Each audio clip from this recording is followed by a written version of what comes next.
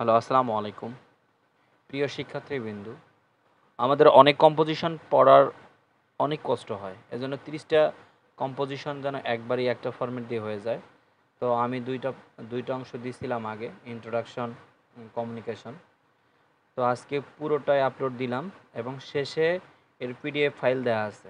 যদি কারো বুঝতে সমস্যা হয় তাহলে শেষের দিকে পিডিএফ ফাইল অ্যাড করে দেওয়া আছে। তোমরা সবাই এখানে এই ফরম্যাটটি মুখস্থ করলে ৩০টা হয়ে যাবে ইনশাআল্লাহ। ৩০টা কম্পোজিশন একবারই কমপ্লিট হয়ে যাবে। তোমরা সবাই এটা সুন্দর করে লিখে নাও এবং লিখে বাসায় প্র্যাকটিস করো। যে কোনো সমস্যা হলে আমাকে অবশ্যই জানাবেন কমেন্ট বক্সে। প্রিয় শিক্ষার্থীবৃন্দ, আমার কথা বুঝতে পারছেন নিশ্চয়ই।